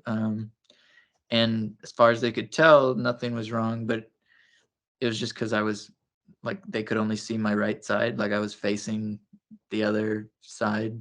Um, but as a result of like I guess having less fluid to be working with, like some of that dried and formed into like basically like rubber bands. It's called amniotic band syndrome. Um, and as a result of that, like left digits, like left extremities, um, like didn't develop the same way. And mm, um, so like on my left hand, for example, like I had a thumb. I had what you might consider a thumb, but in reality, it was just like there was no muscle, there was no bone. It was mm, really just like a flab of skin. I don't even know if it had a nail. mm, Um, and so when I was freshly born, doctors made the decision, with my parents, but they made the decision to um, just like chop that off and then take my pointer finger and turn that into a thumb. Like they did some real like mm. Frankenstein of my hand to at Yeah. least give me like, opposable thumb is the defining like characteristic of humans sort Mm-hmm. of and Mm. raccoons, but human. Um, so Yeah. I don't really have a thumb. I just have like a pointer finger that works like a thumb, and everything has proceeded since then. So that makes the next finger in line, which most people would consider the pointer finger just by like the position of it. That's actually my like middle finger. So for me to Mm-hmm. flash someone the middle finger, it kind of just looks like I'm like pointing up into the air. Um, so I like that because if you're not familiar with that story, or if you're not counting the fingers from the pinky, then you don't really know what that like gesture is doing. Yeah. Um, but if you are familiar and you do catch on and you read the title and you start thinking about it, then you're like, oh, it's flicking me off here. Uh-huh. um, so yeah, so like part of that whole show is also like if I'm if I'm creating this persona, Yeah. um, this entity that is like a brand, that like a brand is surrounded by, like what would that be? And like my favorite piece of wisdom from Stone Cold Steve Austin is that the best wrestlers are just themselves turned up to 11. So like that's what he was, that's what The Rock was and is. And in his opinion, the best wrestlers are some authentic, version of themselves, but just everything that they are turned up to another level. Mm-hmm. So for me, I'm like, I want to embody that, like, you know, I do have a temper. Like, I'm not just, I don't show it to most people because most people don't, like, there's no reason for me to. I try to be pacifist, um, but like, I do have anger, and I do get animated about things, and I am passionate, and you know Yeah. if we're being this persona of, like, I want to be this, like, I want to show the no nonsense sides of me, even though literally fucking everything I do is nonsense. But uh, so, I want to be this, like, I want to embody something that, like, day to day I'm not, but if I was gonna be me turned up to 11, you better believe I would be this, like, very, you know, brash, sexy, flames and fire and, spectacle and all this stuff. So, like, Mm-hmm. me flipping the bird is like embodying that attitude Yeah. even. But, like, doing it with my left hand is like, oh no, like, yeah, he's got this attitude, but you kind of have to be, like, paying attention to really, like, get the idea. Catch up on it. Mm-hmm. Well, thank you so much. I'm really glad that you took what I forget who you said it, but who said that your work should be more vulnerable, or My friend just David. Yeah, my friend David. I'm glad you took that to heart, and thank you for being vulnerable and like letting us know more inside of these pieces, and a little bit of showing us your brain, letting us pick your brain a little bit, and really get to know more about your practice, and all the stuff that you're doing and thinking about, which leads me into, I want to also give you a chance, if you would like, to talk about anything that you got coming up that you're excited about, or anything that you'd like to point people to. Also, if there's any other projects that other people have got going on that you think is cool, that you think people should pay attention to, I give you the stage for that. Awesome, thank you. I mean, I should start. I'm in like 4 shows this month, um, Oof. which I was not expecting last month, but it's just kind of happened that way. But so I can use that to tie into, like, things I think everybody should be aware of. But yeah, Kathy Gibson put me into a show that she put together in her apartment that is like a really wonderful house show. Um, she is like an independent curator.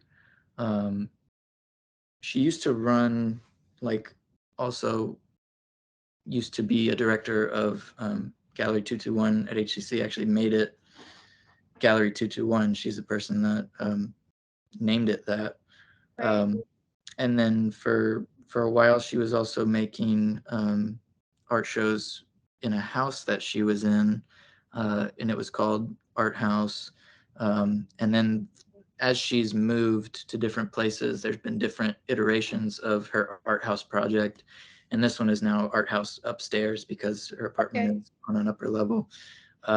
But you have to follow her on Instagram to get those details and Okay. to make appointments for that, if you'd like to see that, because it is private residence. So um, all that information can be on hers. Do you need me to find that? I will link it, yes. If you do want to shout it out now too. It's at Kate Lee Gibson. So Kateelee Gibson. Okay. And there's information on that there. Okay. Yeah, I'll have all the links and stuff too. in any of the descriptions. And then I'll be in. I am currently also in a show at the gallery that we both work at, Gallery 221 at HCC. Like I mentioned, we're both in the FASTA faculty, staff, alumni exhibition, which was actually also curated by Kathy Gibson. So Yeah. 2 shows curated by Kathy Gibson. So thank you, Kathy. Thank you. And that show is going to close September 29th, so at the end of this month. But my work is there until then. And then I'm in 2 shows on the same night, September 23rd, which is a Friday, and I'm very excited to be in Merge Culture Gallery, run by Tony Kroll, for a show there with a number of other artists that I'm really excited about, and that's called Anew, and that's part of Bloom on Franklin, which is starting up again, hence the Anew. So I was very happy to be invited to be part of that. Yeah. And then the other show I'm in that night is actually to be in the inaugural show of a new space that's going to be opened by Finn Schultz and Erica. I don't know how to pronounce her last name, but Ludke, I think, is how I read it in my head. But it's called Eris Gallery, and I'm really excited for that space in general. I think it's going to be a great project. Really. When does that one open? Also September 23rd. Oh, that's right. That's right. That's right. And I think that goes from 6 to 9, and I think Bloom on Franklin goes from 7 to 11. 11, usually, yeah. So don't just go to Exciting. one now. Don't you can go to both if you're feeling like it. You know, Absolutely. you can hop across the bridge. But yeah, Running Through the Sawgrass is what that show's called, and it's I think it's going to be a great show. So all these shows have sort of work from Narcissiphus, but obviously recontextualized, and yeah, I'm putting things in these shows that aren't just the way that people saw them in that show. So sure. And there's a bunch of other wonderful artists in each of those shows too. So Yeah. don't go just for me, but if you are going just for me, you'll be delighted by other things.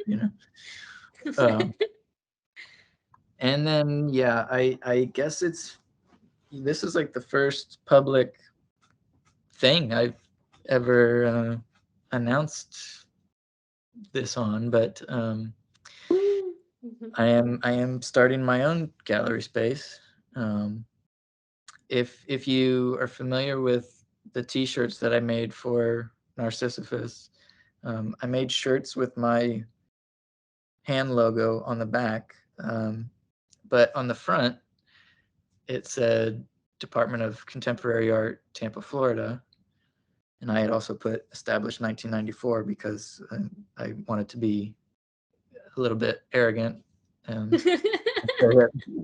There was no contemporary art before I was born. No. In Florida, but I have taken that name now and taken that kind of silly idea into an even more silly. No, even I'm legitimizing it because Yeah. No, I yeah. signed a piece of paper and sent it to the government, and now I can be legitimately the Department of Contemporary Art, Tampa, Florida. So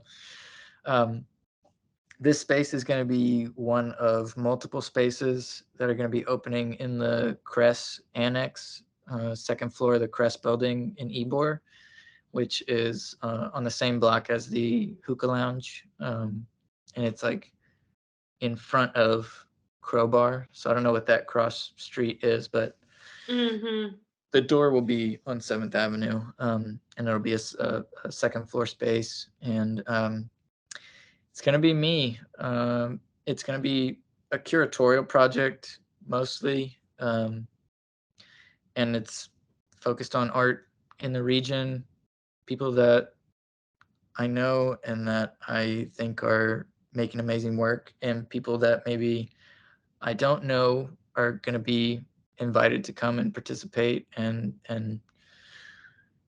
share their work. I want to do weekly critiques once everything starts getting up and running. So I want people to be able to come to this room with the work that they're making, and I want to be able to help people get to make the work that they, want to make.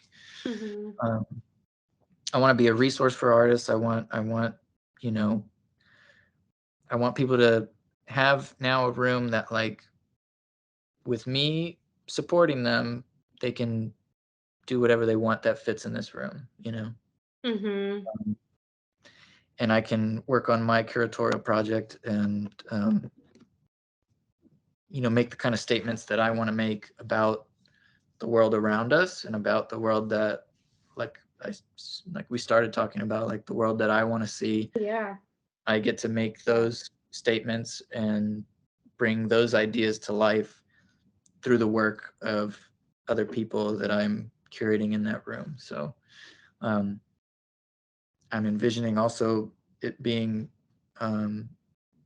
sort of like a micro museum. So as much as there'll be exhibition, there will also be a small retail aspect, like a museum store, where also people that are artists and creatives making dope shit in the area can have a place that can sell it physically. Trying to break down those barriers, or at least provide another avenue than just like the online platforms, because as wonderful and liberating as the online platforms can be, like, I do not think they are a substitute.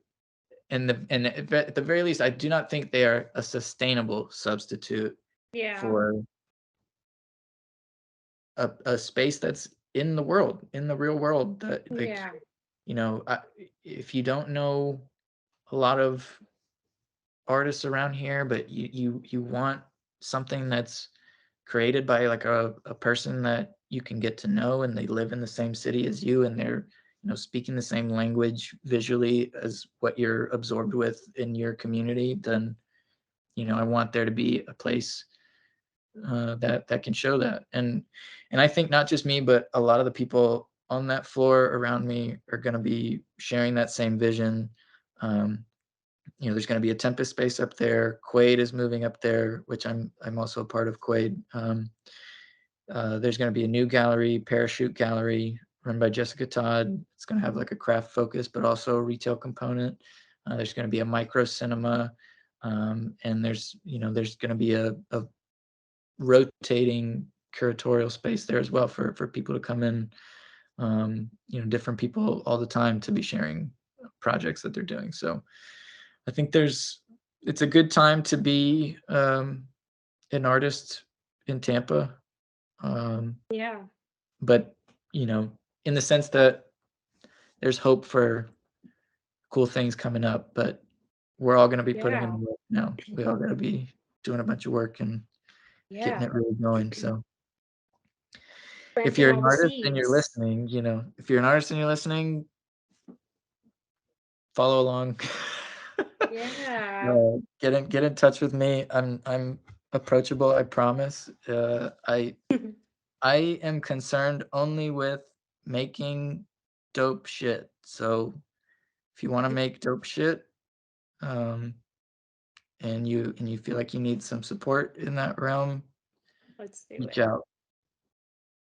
Hell yeah. Well, congratulations. And yeah, thanks for sharing. I'm really excited to um see it all. I think like yeah, kind of like what you said, you're putting in all the work now, you're laying all the seeds. But I'm excited for all of us to participate, and I think it'll be a really great new space for the community to gather and also like grow. So again, congratulations. Thank you. Thank you. Hell yeah. But I think that about wraps up most of everything. We could have talked for a million more years, I'm sure, but I really I, appreciate I kept all of you. the insight. I learned a lot, and I just overall I really enjoyed, hearing you speak about the work and all the exciting things to come. So thanks for taking the time to be here this evening. Of course. Yeah. Thank you for having me. Sorry I kept you so late. No, I'm no worries at all. I really have felt very inspired when I have these calls. So I really just enjoy every minute of it, and I'm glad that we both were able to take the time. So again, thank you. I And appreciate all it. the links, anything that was talked about, will be in the description wherever you are, whatever platform you're listening to this on.